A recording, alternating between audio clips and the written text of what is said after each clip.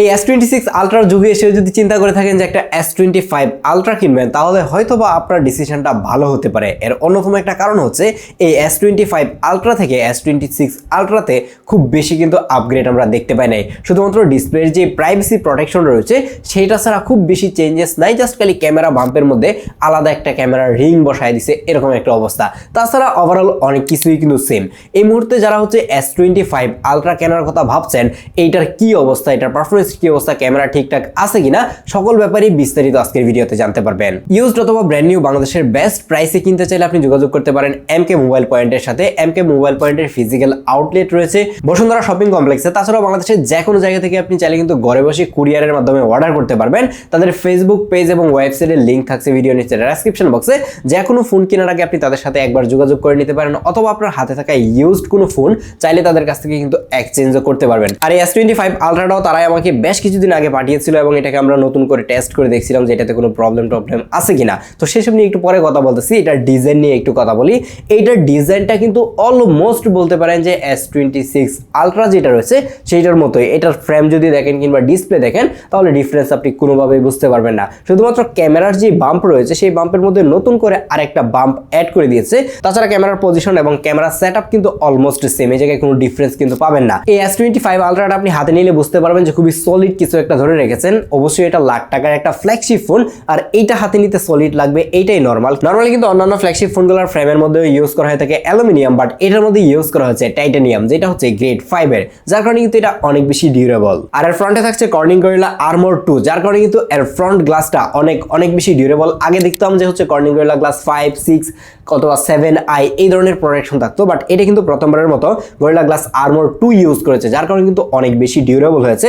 Also এর back সাইডেও কিন্তু ইউজ করা হয়েছে কর্নিং গরিলা গ্লাস ভিক্টাস 2, যার কারণে ওভারঅল এই ফোনটা কিন্তু অনেক বেশি ডিউরেবল। বাট ডিউরেবলের কথা শুনে আপনি যদি এটার ডিউরেবিলিটি টেস্ট করেন বা এটাকে অনেক বেশি রাফ ইউজ করেন, হাত থেকে পড়ে যায়, তাহলে কিন্তু ভেঙে যাবে। আপনার হাতের ফোনটা যতই শক্তপোক্ত হোক, যত ধরনের ভালো প্রোটেকশনই থাকুক না কেন, এটা হাত থেকে পড়লে ভেঙে যাবে। এর কারণ হচ্ছে গ্লাস যতই শক্ত হোক না কেন সেটা ভাঙবে, এটাই স্বাভাবিক। যার কারণে ফোন ইউজ করার সময় অবশ্যই সাবধানে ইউজ করবেন।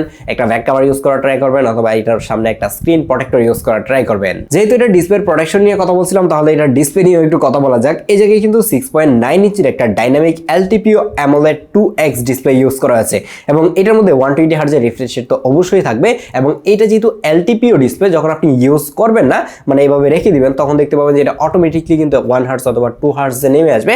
আর যখন ইউজ করতে যাবেন তখন কিন্তু এটা নিজে থেকেই 120 হার্জে চলে যাবে, এবং যত হার্জ যেই ওয়েবসাইটে সাপোর্ট করে সেটা কিন্তু অটোমেটিকলি সিলেক্ট করে নেবে, যার কারণে কিন্তু ব্যাটারিটা অনেক বেশি সেফ হয়। আর অলসো এটার মধ্যে কিন্তু HDR10+ এর সাপোর্ট রয়েছে, এবং পিক ব্রাইটনেস কিন্তু 2600 নিটস। হ্যাঁ, 2600 নিটস শুনে অনেক বেশি কম মনে হচ্ছে, কারণ চাইনিজ কোম্পানিগুলো এখন মোটামুটি 6000, 7000, 8000 নিট পর্যন্ত পিক ব্রাইটনেস দিচ্ছে। তো সেই জায়গায় চিন্তা করতে গেলে এটার ব্রাইটনেস অনেক বেশি কম। কিন্তু যখন আপনি আউটডোরে এই ফোনটা অথবা চাইনিজ একটা phone side by side use করবেন, তখন সামটাইমস আপনার কাছে মনে হবে যে এইটার ডিসপ্লেটা বেশি ব্রাইট এবং লং টাইম ধরে সেই ব্রাইটনেসটা ধরে রাখতে পারে। চাইনিজ ফোনগুলো দেখা যাচ্ছে যে ওভারহিটের কারণে ব্রাইটনেসটা অনেক বেশি ড্রপ করে, ব্রাইটনেস কমে যায়। বাট এইটার ক্ষেত্রে আমি আউটডোরে ইউজ করে দেখলাম যে ব্রাইটনেস খুব বেশি একটা কমে যাচ্ছিল না।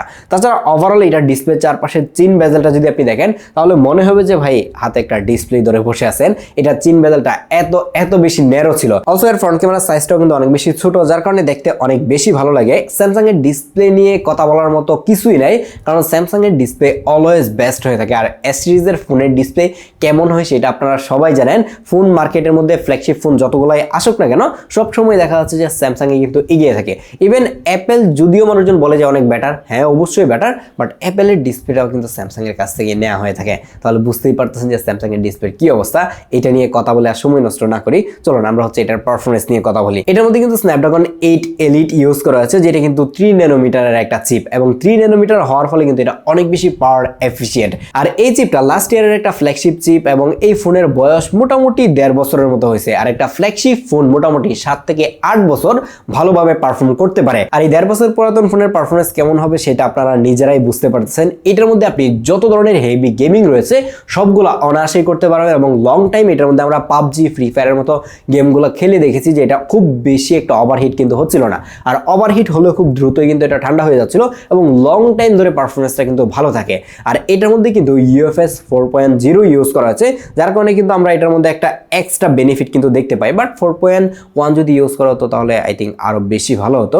এনিওয়ে, আপনি যখন এটাকে রেগুলার লাইফে ইউজ করবেন তখন কিন্তু সফটওয়্যারটা আপনার কাছে অনেক বেশি ইম্পর্টেন্ট, যে সফটওয়্যারটা কতটা অপটিমাইজ এবং কতটা ইউজার ফ্রেন্ডলি। আর অ্যান্ড্রয়েড ওয়ার্ল্ডে এখন পর্যন্ত ইউআই এর দিক থেকে ওয়ান ইউআই একদমই টপ লিস্টে রয়েছে, এটাকে এখন পর্যন্ত কেউই বিট করতে পারে নাই। আর এটার মধ্যে কিন্তু অ্যান্ড্রয়েড 16 উপরে ওয়ান ইউআই 8.5 রান করতেছে এবং এটা সুপার লেভেলের স্মুথ ছিল ভাই। আপনি যখন এটা ইউজ করবেন আপনি বুঝতে পারবেন যে আপনি একটা মানে আইওএস এর অ্যান্ড্রয়েড ইউজ করতেছেন। মানে আমি বোঝাতে চাচ্ছি যে ওইটার কপি না, মানে হচ্ছে আইফোনটা যতটা বাটার স্মুথ হয়ে থাকে অনেক বেশি ইউজার ফ্রেন্ডলি, ঠিক সেম ভাবে অ্যান্ড্রয়েড ওয়ার্ল্ডের মধ্যে কিন্তু ওয়ান ইউআই একমাত্র এরকম একটা ইউআই যেটা এত ভালো একটা মানে পলিশড মানে এক্সপিরিয়েন্স দিতে পারে। আমি নিজে কিন্তু পার্সোনালি স্যামসাং এর একটা ফোন ইউজ করি, কোনটা ইউজ করি এখন আর জানার দরকার নাই। তো সেই ক্ষেত্রে দেখা যাচ্ছে যে ওইটা থেকে যখন আমি এটাই শিফট করি তখন আমার কাছে আরো বেশি ভালো লাগতেছিল। অনেকের কাছে হয়তো অনেকই ভালো না লাগতে পারে, বাট যখন আপনি একটা স্যামসাং এর ফোন সপ্তাহ 10 দিন ইউজ করবেন তখন আপনি এটার ফ্যান হতে বাধ্য হবেন, কারণ এটার ইউআইটা এত বেশি ইউজার ফ্রেন্ডলি ছিল। আর এই ফোনটা যদি এখন কিনেন তাহলে মোটামুটি আরো আপনি 6 বছরের মতো কিন্তু সফটওয়্যার সাপোর্ট পাবেন, মানে মেজর সফটওয়্যার আপডেট আরো 6 বছর পাচ্ছেন। তাহলে এইটা নিয়ে অ্যাটলিস্ট নিশ্চিন্তে থাকা যায়। চলুন এবার কথা বলা যাক স্যামসাং যেটার জন্য জনপ্রিয় হয়েছিল, সেটা হচ্ছে এটার ক্যামেরা। বাট যদিও কিনা স্যামসাং S25 আলট্রা থেকে 6 আলট্রার মধ্যে ক্যামেরার আপগ্রেড খুব বেশি একটা আমরা দেখতে পাই নাই, কিংবা এর যে কম্পিটিটর রয়েছে লাইক ভিভো 200 মানে X200 আলট্রা, X300 আলট্রা অথবা ওপো ফাইন্ড X9 আলট্রা বা এমন কিছু একটা, অথবা অন্য যেই মানে ফ্ল্যাগশিপ চাইনিজ ফোনগুলো রয়েছে সেইগুলোর কাছে কিন্তু লাস্ট 2 বছর ধরে খুব ভালোভাবে নাকানি চুবানি খাচ্ছে এই স্যামসাং। তারপরেও মানুষজন এই স্যামসাংই কিনতেছে, এর কারণ হচ্ছে রিলায়েবল সফটওয়্যার সাপোর্ট এবং লং টাইম ধরে ভালো পারফরমেন্স ধরে রাখার যে ব্যাপারগুলো, সেটা অলসো ব্র্যান্ড ভ্যালুর একটা ব্যাপার তো থাকেই। এনিওয়ে, আমরা সেই সব ব্যাপারে যাব না, বাট এটার ক্যামেরা নিয়ে আমরা একটু ডিটেইলে আলোচনা করি। এটাতে একটা 200 মেগাপিক্সেলের মেইন ক্যামেরা ইউজ করা হচ্ছে, একটা 10 মেগাপিক্সেলের 3x টেলিফোটো লেন্স ইউজ করা হচ্ছে, যেটা আমার অনেক বেশি ফেভারিট একটা লেন্স। দেন একটা 50 মেগাপিক্সেলের পেরিস্কোপ টেলিফোটো লেন্স ইউজ করা হচ্ছে, যেটা হচ্ছে 5x।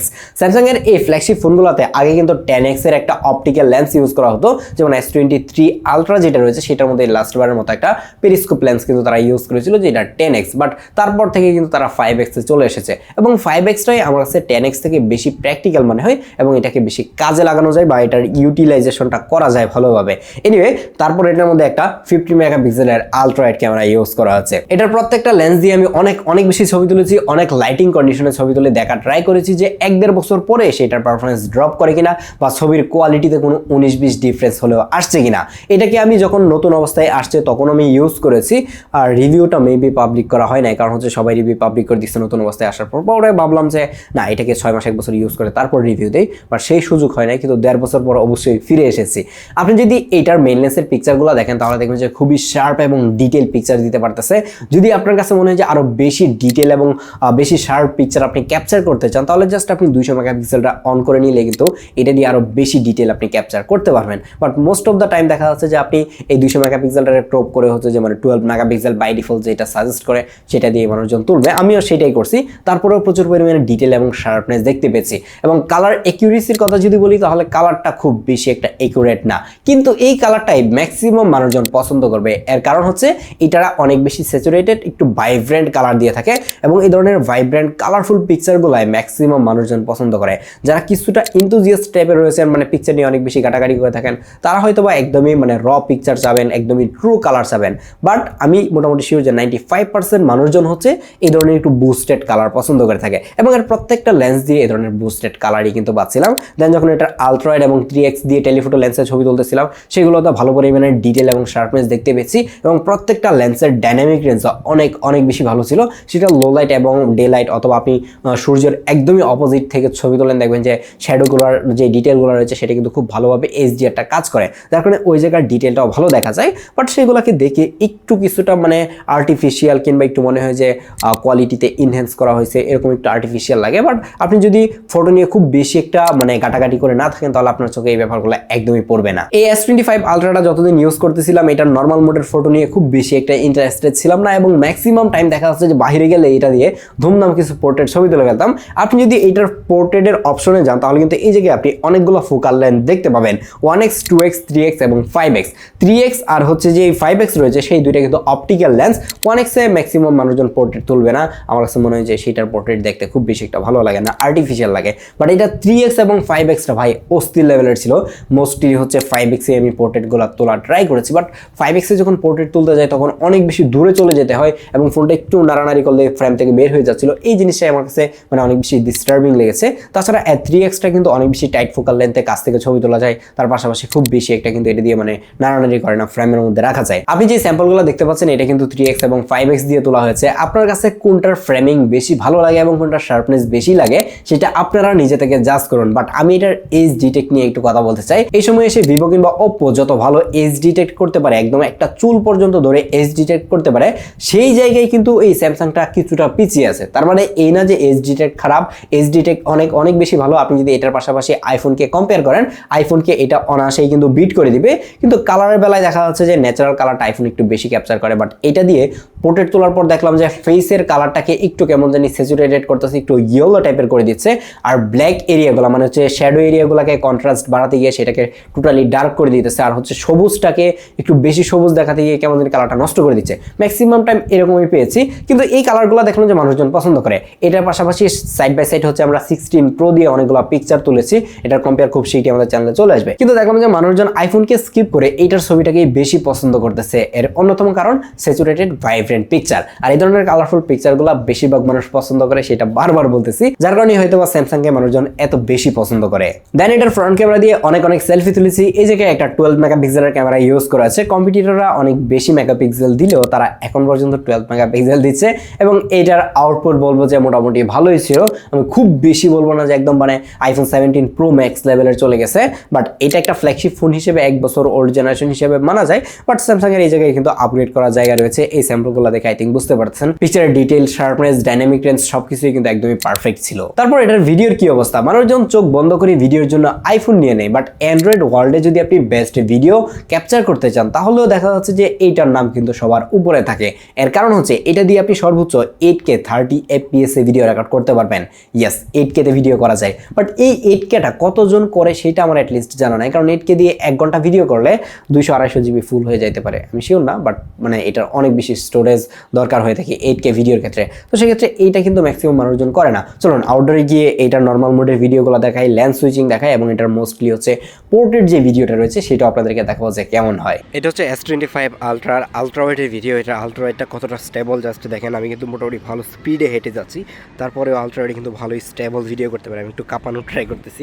দেন আপনি চাইলে কিন্তু 4K 60 FPS থাকা অবস্থায় এটার মেইন লেন্সে শিফট করতে পারবেন। এখন কিন্তু এটার মেইন লেন্সে ভিডিও হচ্ছে, তো মেইন লেন্স থেকে হচ্ছে আমরা এটা 3x যে টেলিফোটো লেন্সটা রয়েছে এটাতে একটু শিফট করি।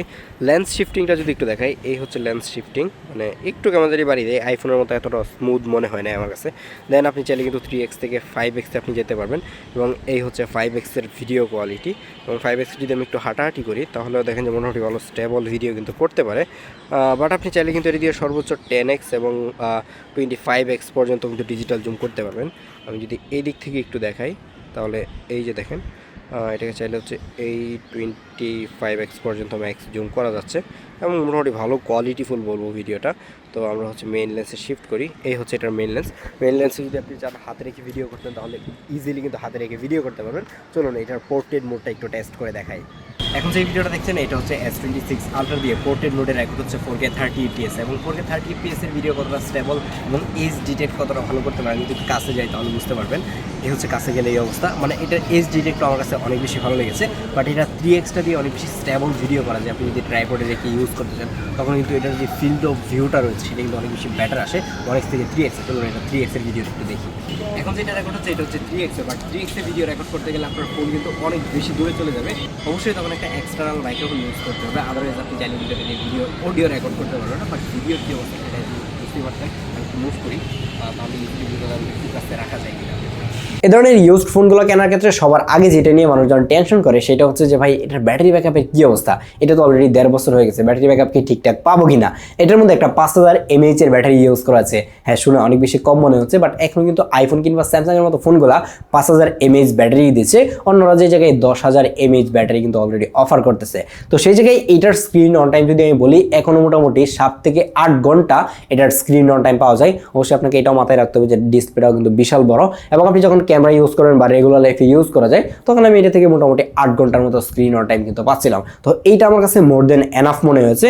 আপনি যদি আরও বেশি হেভি ইউজ করেন তাহলে হয়তো সেটা কিছুটা ড্রপ করতে পারে। যার কারণে এটা যদি এখন কিনতে চান তাহলে এই মুহূর্তে অ্যাটলিস্ট ব্যাটারি নিয়ে খুব বেশি টেনশন করার দরকার নাই, কারণ ব্যাটারি ব্যাকআপ এখন পর্যন্ত ঠিকঠাকই দিচ্ছে।